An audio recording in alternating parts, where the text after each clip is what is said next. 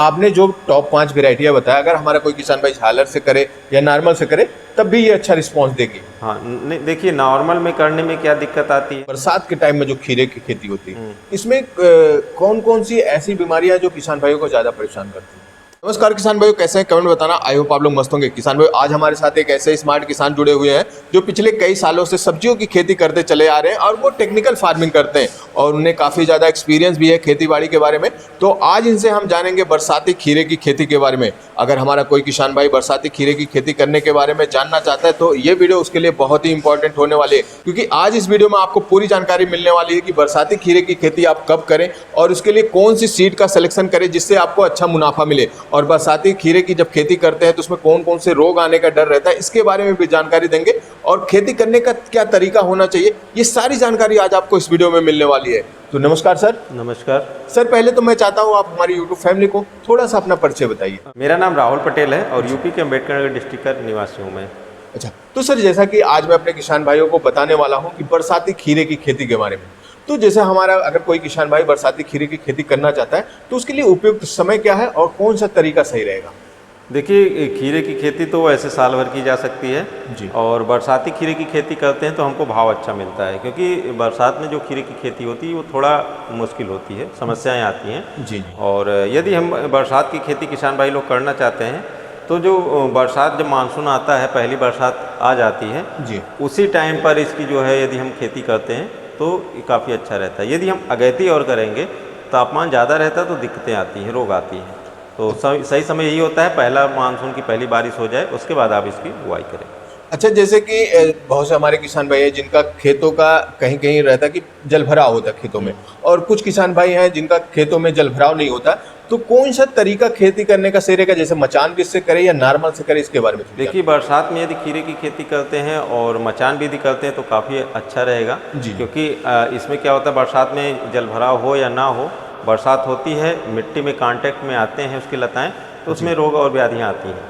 लेकिन यदि किसान भाई का खेत ऊंचास पे है, जल जमाव नहीं होता है और बरसात होने के बाद जो है 12 से 24 घंटे के अंदर पानी निकल जाता है, तो वो ज़मीन पर भी खीरे की खेती कर सकते हैं।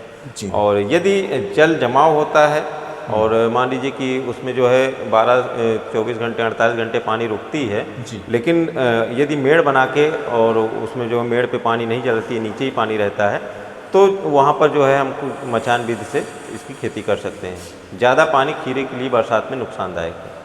अच्छा, एक चीज और जानना चाहेंगे, जैसे हमारे बहुत से किसान भाई इस टाइम पे मल्चिंग का यूज करते हैं। मान लीजिए हमारा कोई किसान, जैसे हमारे चैनल पे बहुत सी वीडियोज हैं जिसमें हमने बताया गया कि उसमें विदाउट ड्रिप के आप मल्चिंग की खेती कर सकते हैं, तो क्या बरसात के टाइम में खीरे में अगर विदाउट ड्रिप कोई मल्चिंग करना चाहे तो ये कुछ प्रॉफिट रहेगा? देखिए, मल्चिंग विदाउट ड्रिप आप करिए, हमेशा करिए, काफ़ी इसका फ़ायदा मिलता है। क्योंकि आज के समय में खरपतवार काफ़ी बड़ी समस्या है और मल्चिंग से एक तो खरपतवार की समस्या से निजात मिलता है और दूसरा जो पोषक तत्व होते हैं वो जो है पूरा उस पौधे को मिलते हैं, और तीसरा जो है इसमें मिट्टी में पोरोसिटी बनी रहती है, जड़ों का ग्रोथ काफ़ी अच्छा होता है। और भी कई बातें हैं, जैसे अगर बरसात के समय में जो जल वाली बात है, तो अंदर नमी बनी रहेगी लेकिन मल्चिंग रहेगा तो पानी का प्रभाव कम पड़ता है।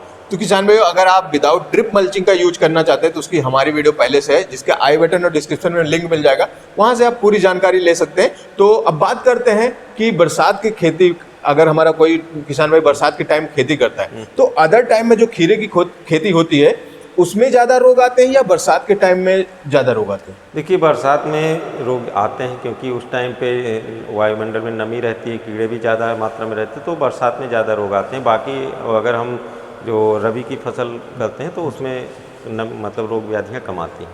अच्छा, जैसे हमारा कोई नया किसान भाई है, वो पहली बार खीरे की खेती कर रहा है, तो बरसात में कर सकता है? देखिए, खीरे की खेती 3 महीने की फसल है, 90 से 100 दिन की फसल है, और अगर थोड़ा जानकारी लेकर खेती करता है तो पहली बार में भी खीरे की सफल खेती कर सकता है। अब बात करते हैं टॉप वैरायटी के बारे में। जैसे अगर हमारा कोई किसान भाई पहली बार बरसात के टाइम में खेती करने जा रहा है, तो कौन कौन सी ऐसी टॉप 5 वैरायटियां हैं, इनके बारे में बताइए जो बरसात के टाइम में खेती करने में सफल हो, प्रोडक्शन भी अच्छा है। देखिए, मार्केट के हिसाब से जो मार्केट में डिमांड है जिस वैरायटी की, और अपने क्षेत्र के हिसाब से बात करें जिन वैरायटियों को हम लगाते आ रहे हैं, तो बरसात के समय में एक बीएनआर का क्रिस वैरायटी है, प्रोडक्शन के मामले में काफ़ी अच्छा है।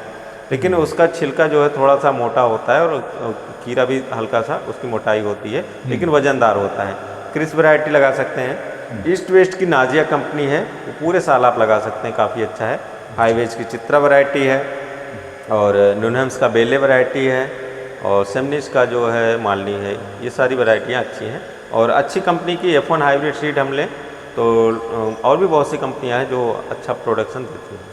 अच्छा, एक चीज और जानना चाहेंगे, जैसे हमारा कोई किसान भाई झालर बीज से खेती करना चाहता है, तो ये जो आपने वैरायटियां बताया, क्या ये झालर पे काम करेंगे और नॉर्मल बीज से जो खेती करेंगे सब पे काम? वैरायटियाँ वही रहेंगी। अच्छा, ऐसा कुछ नहीं है कि आप झालर पे कर रहे हैं तो अलग वैरायटी? नहीं, खीरे की वही वैरायटी है। खीरा जो है झालर को पकड़ के चढ़ेगा, सारी वैरायटियाँ जो है वो चढ़ती है। मतलब तो आप झालर का अपना अलग अलग तरीका है, जैसे बांस है या फिर तार है या क्रॉप नेट लगाते हैं या फिर कोई पुरानी फसल का अवशेष है उस पर भी आप चढ़ा सकते हैं बरसात के समय में। जी, मतलब आपने जो टॉप 5 वैरायटियां बताया, अगर हमारा कोई किसान भाई झालर से करे या नॉर्मल से करे तब भी ये अच्छा रिस्पॉन्स देगी? हाँ, देखिए नॉर्मल में करने में क्या दिक्कत आती है, बरसात के समय में नॉर्मल में करेंगे तो फलों में सड़न आती है, कुछ रोग व्याधि आएंगी, प्रोडक्शन कुछ कम रहेगा। लेकिन झालर से करेंगे तो आपका प्रोडक्शन अच्छा मिलेगा, क्वालिटी खीरे की अच्छी रहेगी, सीधे खीरे बनेंगे, लंबे खीरे बनेंगे। अच्छा, अब बात करते हैं प्रोडक्शन की। तो अगर कोई हमारा किसान भाई जो आपने वैरायटियां बताई इनकी खेती करके कितना प्रोडक्शन ले सकता है? देखिए इन सब के जो प्रोडक्शन है, मैक्सिमम जो प्रोडक्शन वैसे तो परिस्थिति और किसान के अनुभव के हिसाब से तो बहुत ज़्यादा कम होता है, लेकिन एकड़ के हिसाब से 200 से 250 क्विंटल का खीरे से उत्पादन अच्छा उत्पादन लिया जा सकता है। सर, एक क्वेश्चन और है मेरा, जैसे अगर हमारा कोई किसान भाई बरसात के टाइम में खेती करता है, कोई नॉर्मल बीज से करते हैं, कोई झालर बीज से, तो उसमें पौधे से पौधे के बीच में क्या दूरी रखें जो उसके उत्पादन में अच्छा माना जाए? देखिए इसमें जो है खेत में आप जो लगा रहे हैं, खेत की अगर उर्वरा शक्ति अच्छी है तो आपको दूरी थोड़ा ज़्यादा लेकर चलनी है। वैसे आदर्श दूरी 8 गुणे 1.25 फीट का है या 1 फीट मान के चल सकते हैं। लाइन से लाइन आप 8 फीट लगाइए, लाइन के दोनों किनारों पर लगाइए और 1.25 फीट पर लगाइए। वहीं पर यदि आप इसमें जो है झालर लगाते हैं तो आपको एक झालर के सीध में एक लाइन रखनी है, तो आप लाइन से लाइन 4 फीट रख के और उसको 1 फीट या 1.25 फीट पे आप उसकी बुआई कर सकते हैं। अच्छा, आप बात करते हैं जैसे बरसात के टाइम में जो खीरे की खेती होती है, इसमें कौन कौन सी ऐसी बीमारियां जो किसान भाइयों को ज़्यादा परेशान करती हैं? देखिए बरसात में कीड़े बहुत ज़्यादा आते हैं और दूसरा चीज़ बरसात होती है और मिट्टी और उसमें फंगस की बढ़ते हैं, तो कुछ जो है जैसे झुलसे वाले रोग आते हैं, डाउनी मिल्डू, पाउडर मिल्डू की समस्याएं आती हैं। और एक जो कीड़ों के माध्यम से आती है, इसमें लीफ माइनर का बहुत ज़्यादा समस्या आता है। लीफ माइनर का अटैक खीरे में ज़्यादा आता है। पत्तियों के अंदर वो रेंग के उसको अंदर से उसके टिश्यू डैमेज कर देते हैं, पत्तियाँ खराब हो जाती हैं और फिर वो भोजन नहीं बनाती, तो पौधों में जो है ग्रोथ रुकता है या मतलब प्रोडक्शन कम होता है। सारी पत्तियां खराब हो जाएंगी तो पौधा बचेगा ही नहीं। जी। तो किसान भाइयों, लीफ माइनर का जो दिक्कत आती है, हमारे बहुत से किसान भाइयों का कमेंट आता था, तो उसके लिए हमने वीडियो बना रखी है जिसका लिंक आपको डिस्क्रिप्शन आई बटन में मिल जाएगा। उसमें पूरे डिटेल में जानकारी दिया गया है कि लीफ माइनर का कंट्रोल कैसे करें, पहचान कैसे करें और उसका निदान कैसे करें, सारी जानकारी उसमें दिया गया है। और किसान भाइयों, आपको ये खीरे की जो वीडियो है ये कैसी लगी, इसमें अगर आपका कोई और क्वेश्चन है, अगर आप बरसात में खीरे खेती करते हैं, कोई आपको दिक्कत आती है, कोई आपके मन में क्वेश्चन है, तो आप कमेंट करिएगा, अगली वीडियो में उसको रखा जाएगा। बाकी किसान भाइयों, अगर कोई भी आपको खेती बाड़ी से रिलेटेड कोई भी दिक्कत हो, कोई भी आपके मन में सवाल है, तो वो आप बेझिझक हमें कमेंट कर सकते हैं, उसका जवाब दिया जाएगा। और ये वीडियो आपको कैसे लगी कमेंट में बताना। बाकी अगर आपने अभी तक हमारे चैनल को सब्सक्राइब नहीं किया है तो प्लीज़ सब्सक्राइब कर लीजिए और मिलते हैं किसी और वीडियो में। तब तक के लिए जय जवान जय किसान। नमस्कार।